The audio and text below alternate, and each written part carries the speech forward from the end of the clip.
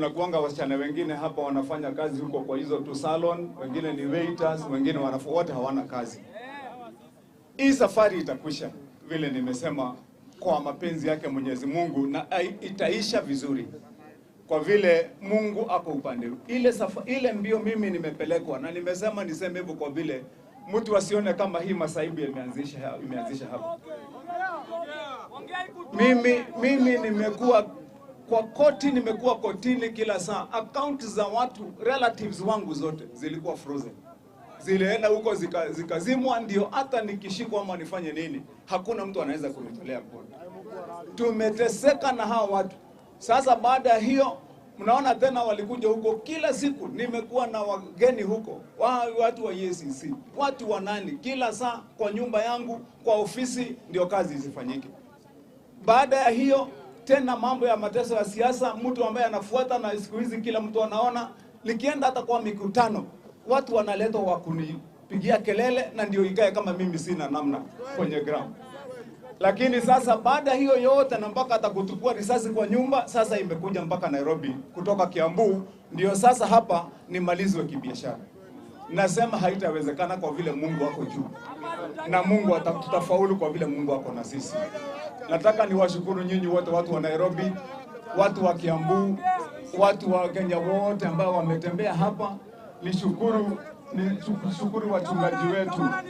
wachungaji wetu hapa ni wengi ambao wamekuja kuomba na sisi. Niseme asante kwa mawakili wetu, kwa waheshimiwa ambao wanajua tunafanya kazi kwa bidii kule kaunti ya Kiambu ambao tuko nao. Niseme pia hata nyinyi asanteni, na tutafaulu.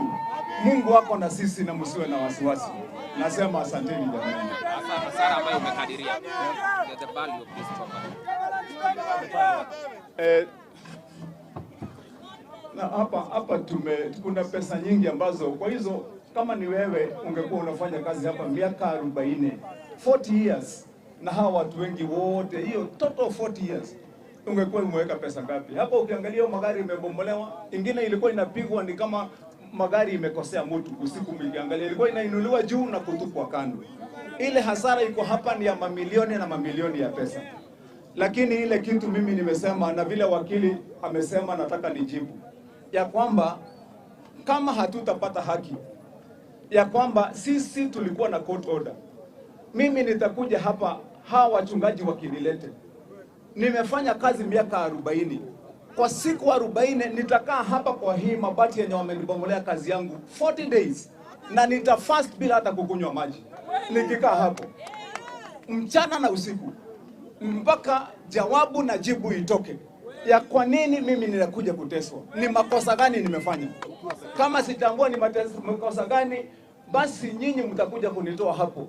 Kama jibu haitakuja, nitapanda hapo juu, nitakaa hapo mchana na usiku for 40 days fasting until the truth and until justice is done to me.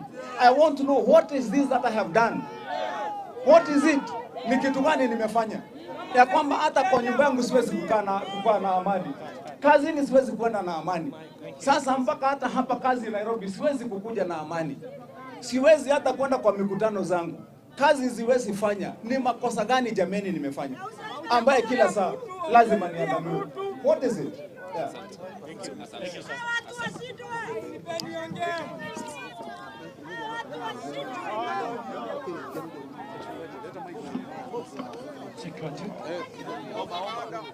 Basi naomba tuweze kujiandaa kuomba, lakini kabla niombe. Malizia tu tafadhali. Okay, wacheni tuombe basi. Omba tu tafadhali. Tuombe. Wakati unaomba mchungaji, ni vizuri hata nyinyi watu wa habari mtupe macho huko. Utaona kule ng'ambo kuna mijengo ingine iko kwa reli huko. Ukiangalia hapa iko kwa reli. Ukiangalia hata huko nyuma kuna mijengo ingine iko kwa reli. Haijaguswa. Ile imeguswa ni ya Kimani wa Matangi. Hiyo ndio iko na makosa. Kwa nini? Kama muungano wa wachungaji, na ningependa niongee hiki kitu moja. Tulikuwa na speech ya pamoja kwa niaba ya wachungaji wote wa Kiambu.